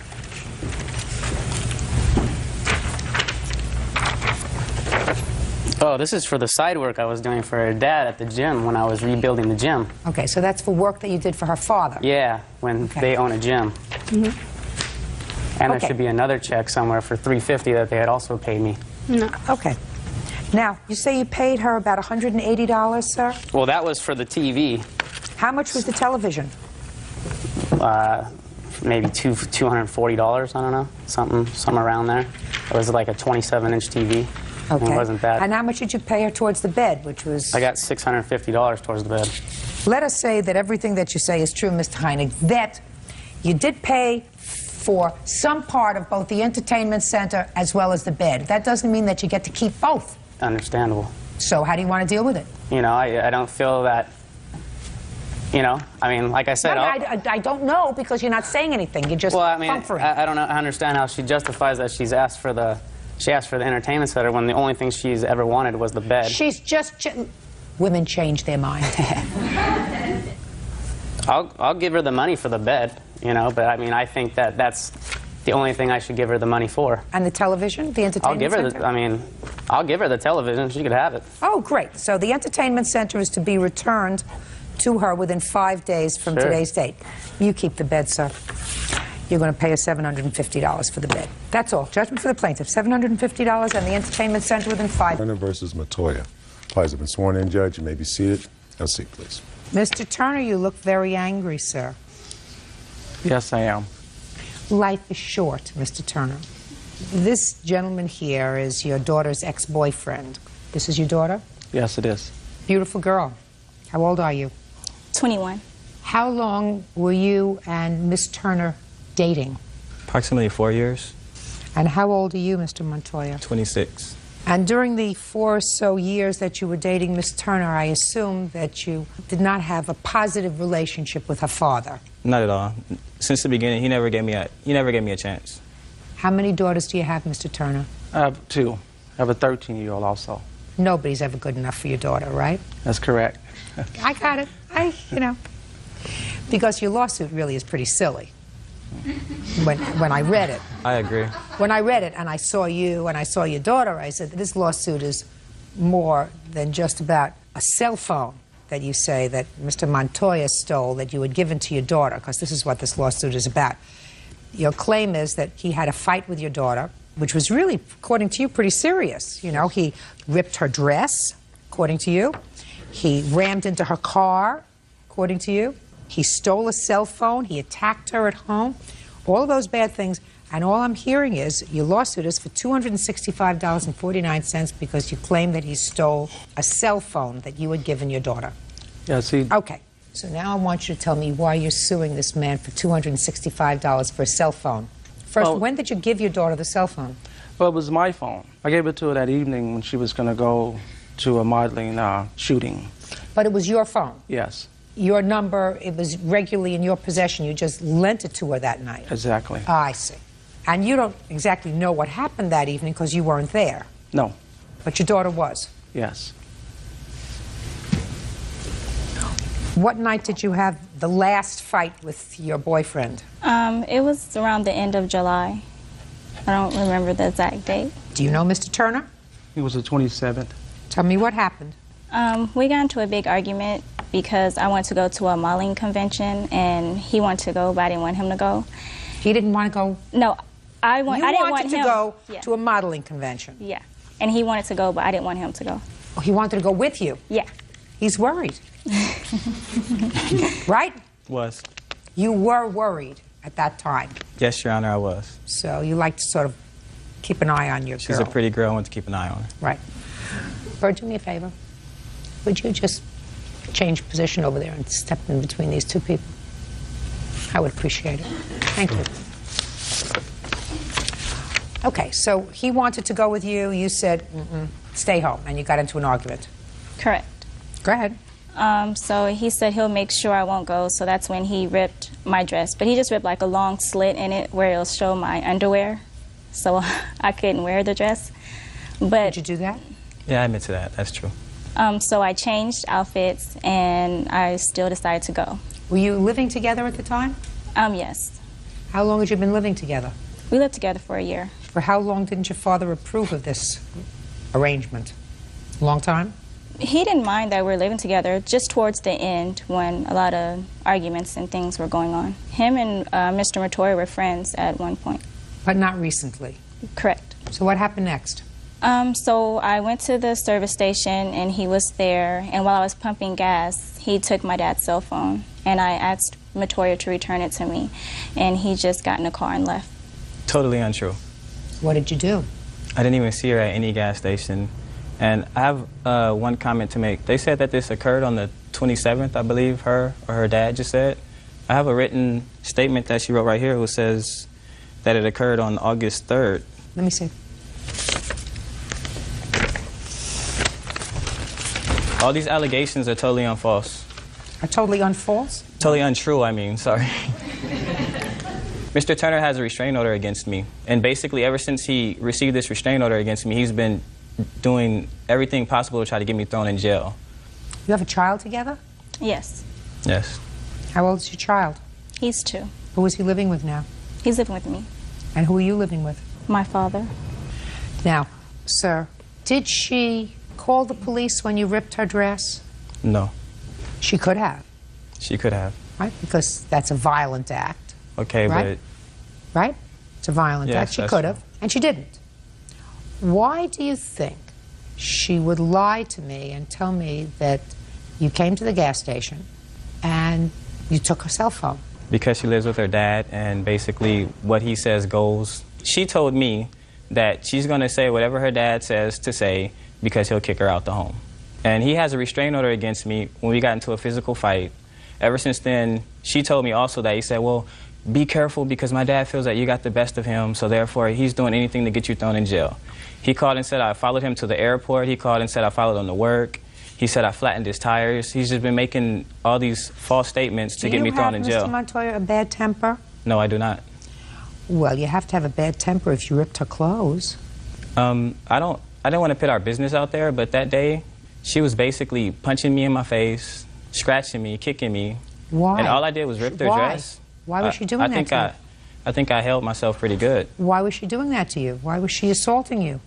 She was upset between all the things me and her dad had been going through. Because we got into a fight.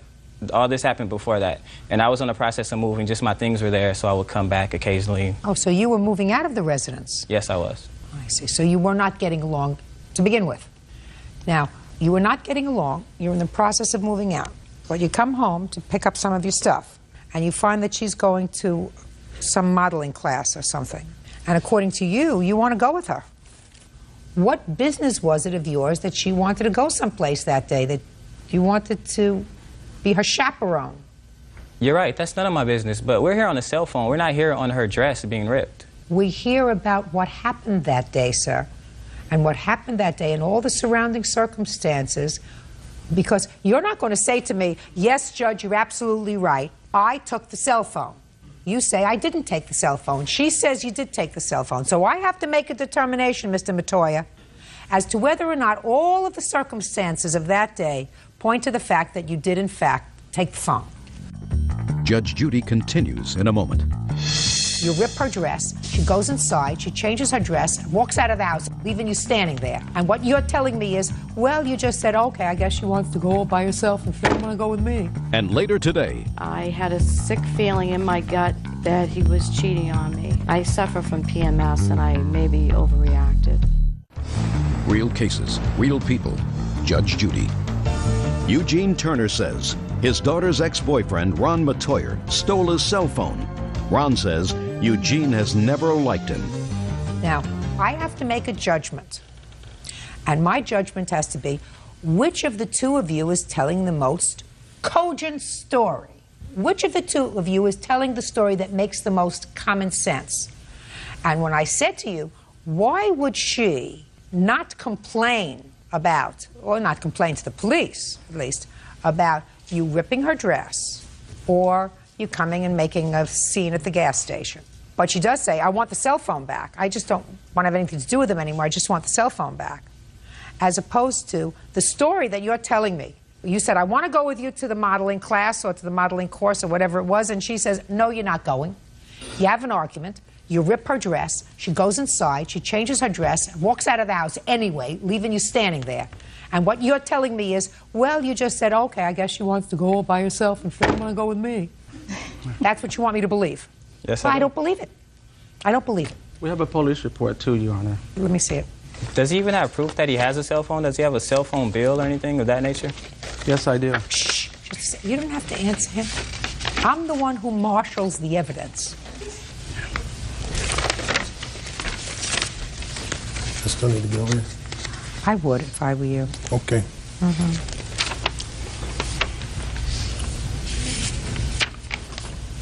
So this is the report you made to the police, sir. I want you to listen to this. Maybe this will jog your memory. How do you pronounce your first name? Shinique. Shinique told me that Ron, I assume that's you, followed her to the Arco gas station located in the area of Heacock and Postal. She drove into the gas station, and when she got out to pay for the gas, Ron jumped into her car. He grabbed her father's cell phone. Ron began checking the phone's history to determine what calls she had received. Stop smirking, sir. She told him to get out of the car. Ron maintained possession of the cell phone, got out of the car and ran towards his car, which was parked nearby in the same parking lot. Shanique followed Ron on foot in an attempt to retrieve her father's cell phone. He refused to give her the phone. She went to call on a nearby payphone. As she dialed 911, she told Ron that she was calling the police. He took the phone from her and hung up. She tried dialing again, and again he took the phone from her and hung up. Any of that sound familiar? None of it rings a bell. None of it rings a bell. Okay. At that time, Mr. Turner, the police were told that the value of your cell phone was $100. Yes, but when I went into T-Mobile to get the exact replaced value, they gave me a receipt, and it was $219. Let me see.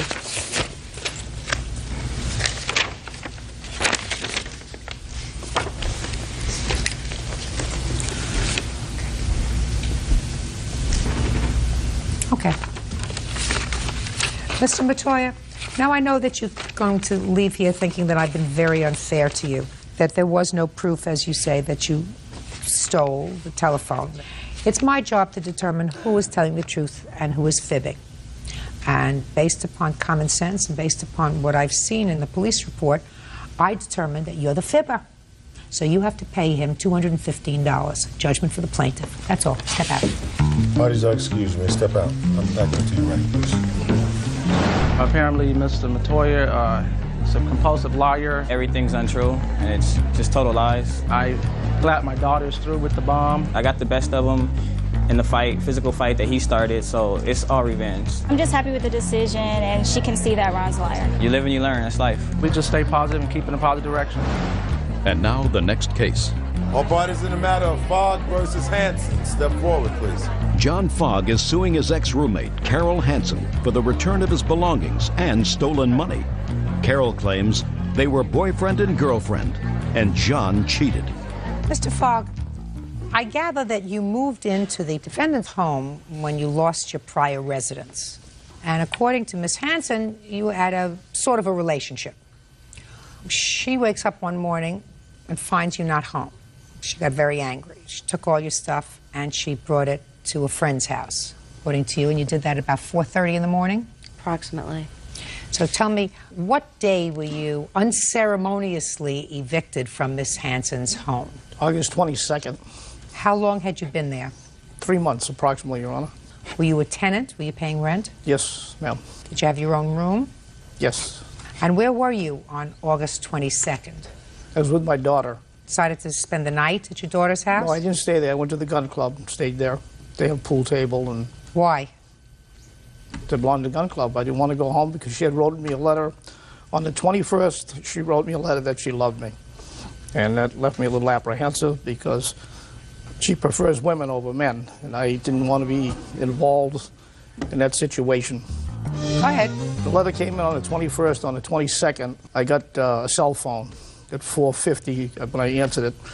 At 4:50 in the morning, my things were thrown out. And also... Just a second. The cell phone message was that your things were on the lawn? They were on the porch at my friend's house. You were taking them over to a friend of his? Yes, I packed his belongings very neatly in bags. Why did you do that? Because he is a neat freak. I'm asking, I know why you might do it, that he's a neat freak, but if you were angry because, according to your answer, you thought he was cheating on you. Yes. So if you were angry, how neatly did you pack up his stuff? I did pack them neatly. I didn't roll them in balls or anything like that. I had a sick feeling in my gut that he was cheating on me, a feeling that I felt in the past when ex-boyfriends have cheated on me. He didn't come home all night, did not call. Why didn't you just wait for him to come home and tell him to move? Because I was afraid that he would charm his way back in. And I was afraid of risking disease. Disease from what? Diseases from sexually transmitted diseases. Well, there's one way to avoid that. Well, we didn't use condoms in the past. I don't want to get so personal, Miss Hanson. I just want to explain to you that all you have to do is wait for him to come home, tell him to get his things out of the house. You don't have to have sex with him in order to tell him to do that. But you don't pack up his things in the middle of the night and go and put them on somebody's porch. In my defense, I suffer from PMS and I maybe overreacted. Fine. What items do you claim are missing, Mr. Fogg? Several pairs of cufflinks, which I have pictures of. 2 rings that were in my suit jacket. The OxyContin. What were your rings doing in a suit jacket? Because when I left the other premises, I had to take, and it wasn't uncommon for me to put 2 rings in the suit jacket. I had pills, suit jacket, $500. Apparently what I'm thinking is when she moved the clothing, she must have heard the pills inside, and she went through that. The love letter was in there also, and it's all gone. You said there was cash missing. Where was the cash? It was in the pocket, because she always would go through my drawers. The drawers that I had, I would put pieces of candy wrappers in, okay? And every time I come home, the candy wrappers weren't there. So she was always in the drawers. So what I did was I went to the closet and had one inside the hinge. Those were never removed, so I put everything in there. Now, on the other hand, when I went to the police station, which I have reports here, on the 31st, because I was in enough trouble, I didn't want to have any problems with the police. What do you mean you were in enough trouble? Well, prior restraining order. Against you? Yes. What did she say you did? She claims that I pulled her hair in July, and she went to court 9803 saying I pulled her hair in July. Did you pull a hair in July? No. Did you do it in June? No, I never pulled a hair. If you read the report, it's a joke. Report, please. Oh, yeah, I thought this was going to be easy. How much after you got this message on August 22nd that your stuff was being tossed did you respond to the location, Mr. Fogg? I did the next day. So, of course, it's possible that someone else took your property. Well, I'll give you the benefit of the doubt. It's possible that It's somebody possible. else took your property. Isn't that right, Ms. Yes. Hanson? Well, after you threw it out. Yes. That's possible. You're still responsible. He Whether you took it, Ms. Hanson, or whether somebody else took it, you're responsible. Well, 10 days later, he showed up with a police officer, which the officer told him that he would not be charging me and he could just fill out a missing items report. Of course he was not going to charge you. He's not charging you with necessarily stealing it because there's not enough proof to establish that you stole these items, and I don't think that you probably did steal the items. I didn't. You may have, but I don't didn't. think you did. Certainly he can't prove that you did. However, he's a paying tenant. You cannot take his stuff and throw it out. And if you do, and if some of his items become missing or stolen by somebody else, you, Ms. Hanson, are responsible because the law says you may not do what you did. The law does not recognize PMS as an excuse for bad behavior. Do you understand? I understand. Good. Judgment for the plaintiff in the amount of $2,000. That's Thank you, Your Honor. Parties are excused and they step out. Cedarquist versus Spikovius. Thank you. You're welcome. Parties have been sworn in. You may be seated. Sir, have a seat. Ms. Cedarquist, the defendant was your former boyfriend and you have a 5-year-old child together. Yes, that's right. The complaint is an interesting one. You lived in a house together for a period of time up until when? June of '07. And at that time, you separated and the defendant ultimately left the house. You claim he left the house, leaving certain property there. And the property remained there for 18 months. And you want him to pay storage fees for that property. Yes, I do. That's what your case is about. Yes. That's not going to happen. Did you have a storage agreement with him? Yes, we did. No, you didn't. You never had an agreement that he was going to pay you for storage. As a matter of fact, according to the defendant, which I believe, the reason that stuff was left in the house, at least part of the reason, was the ownership of the house was in dispute, and there was some legal action with regard to who was going to get the house. Is that true? That's true. Was the house in dispute? Yes, it was. Fine. And when was that dispute resolved? I lost the action in the first part of '07. Do you have an appeal pending? Yes, we have an appeal pending. At the same time, I understand, based upon your answer, a custody dispute. Is that correct? That has been resolved now. How has it been resolved, sir? We were in the social services system for 18 months, and as of April 1st, the child has been awarded me as the full parent. When you say you were in the social service system, what does that mean? During our battles in the past, the police came out and had removed the child and put her into This protective doesn't have custody. anything to do with the case, Your Honor. This is private information, and this is a different problem altogether. I don't want to bring my daughter into it. I'd like not to. I have questions. If you don't want to answer my questions, I'm just being you can protective leave. of my daughter. Your daughter is how old? She's 5. Yeah, tell her not to watch. Tell her not to watch. At this point, you're in the house. Some of his property was there. I want to see a copy of a contract that you had with him for storage of whatever property. These were auto parts. I want to see it. You have a copy of a contract? You know, I do. I want do to see it. In the sense Just that... a second. Just give me a copy of a contract of a storage agreement that he made with you to store these auto parts in your house that you sold when? The last 6 months. And I told him I was going to be selling them for storage, and he, in fact, helped me. I have proof here that he helped me with some of these listings, knowing I was selling them for storage purposes, storage fee purposes. Show me a contract that you had. Show me. A written contract that he signed? Yes. Not a verbal one? No. I don't have one. And the stuff has been there since June of 2007. Is that correct? Technically, it's been there since 1989. No, it hasn't, Dirk. No, that's not true. That's when not true. did you first move into the house, Miss Cedarquist? I moved into the house in of 2. Sir, I don't understand how it could be there in 1989 if you moved into the house. If she didn't move into the house until 2002. I purchased the house in 1989. It's been my house. And just a minute. You lost the house in foreclosure. Oh, forget it. Oh, forget it. Okay. Very good. Now you have a counterclaim. I'm prepared to hear your counterclaim in about 30 seconds. You have a counterclaim for her selling your stuff on eBay? That is correct. Did you ever give her permission to sell your stuff on eBay? Just answer the question. That requires a yes or a no. No. I don't believe it. You just started to give me a reason. Did you ever give her permission to sell your stuff on eBay?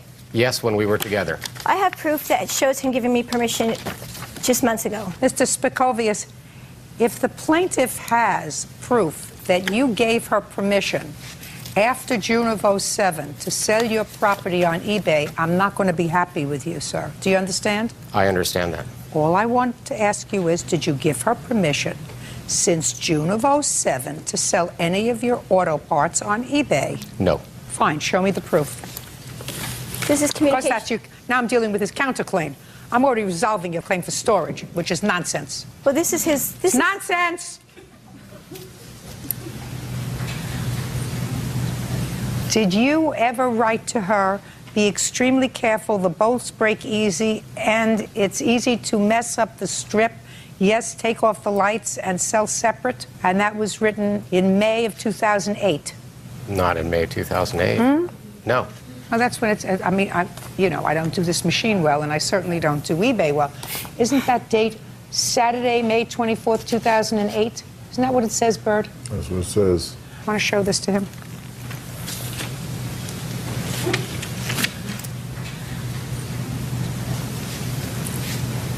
May of 2008 is after June of 2007. Yes. Can I also ask you to look at the pictures of of how much stuff there is? I don't care. You lived in this house together. You lived in this house as a couple. He lived in this house separately. You lived in this house separately. I gather there was some sort of ongoing dispute with regard to the ownership of the house and who should get the house. You got the house. He got the kid. That's the way it worked out. If you're not happy with that, that's too bad. But that's the way it is. You have a child who's 5. Start getting along with each other because you're tied to each other for a long time. If he has primary physical custody of this child now, in the foreseeable future, you better be nice to him and stop irritating him. And you the same, sir. Do you understand? Yes. Okay? You got to start loving your daughter more than you hate each other. And stop fighting over nonsense, like storage fees for auto parts. I have lived my whole life has been revolved around these parts. Listen to me. I'm not hearing any more about your stored auto parts. Do you understand? Then they're mine. Do you understand? Then they're mine. I understand. Perfect. Real cases, real people. Judge Judy. Patricia Cedarquist says the father of her child, Dirk Spikovius, owes for abandoning his property at her home. Dirk is countersuing Patricia for check fraud and for selling his belongings on eBay. Now, you still have any property at her house? Yes, I do. You have 5 days to go and get the stuff.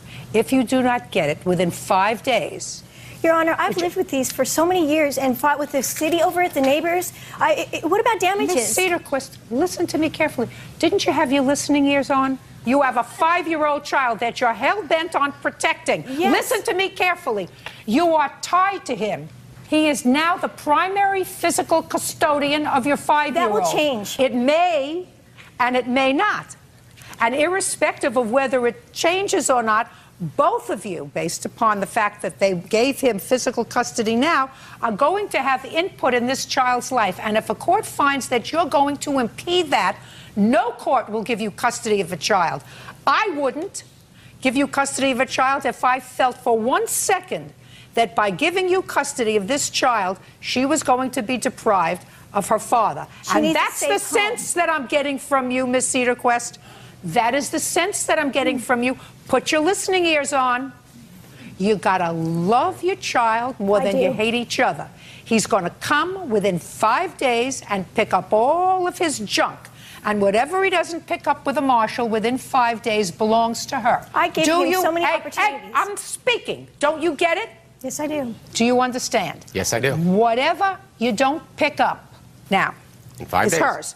Now, based on this, that you can't explain to me, That suggests to me that you lied to me when you said that after June of 07, she never had permission to sell any of your stuff on eBay. Correct. So if she sold any of your stuff on eBay for whatever costs, I'm dismissing that part of your counterclaim. Do you understand? Yes. Now I'm going to get to this other part of your counterclaim if you still want to pursue it. Yes, I do. Go ahead. During our breakup, she stole a checkbook and proceeded with check fraud. You broke up in June of 07. Correct. And she stole your checkbook. Correct. And when did she write a check out? She wrote a check out in February 7th of 07. Several checks. Yes, and when did you find out about it? Later that month, when in my bank February. account. Why in the world would you think that I would entertain that 2 years later? Because knowing that she doesn't have any money, I wasn't going to pursue it. It was a lost cause. Well, then you should have pursued it in a more timely fashion. The doctrine is called latches. You sort of waited too long, sir. What else? I'm going to put your listening ears on, too. Other than a collection agency. You got to love your child more than you hate each other. I do. Good. How often does your daughter see her mother? 2 hours, twice a week, monitored. By whom?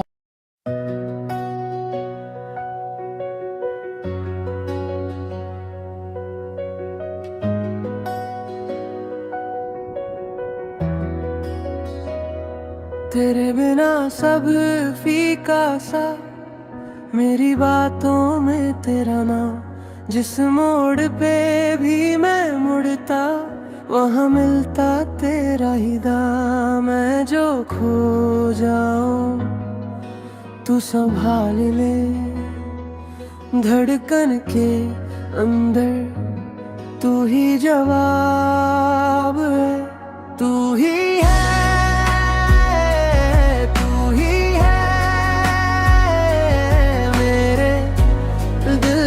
घर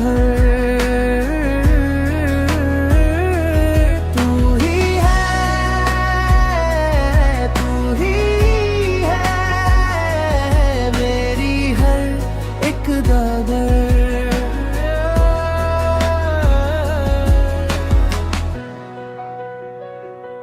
सुबह की चाय में तेरा रंग मेरी शामों का तू सुकून तेरे ख्यालों के नाम पे मेरे सारे टूटे जुनून मैं जो गिर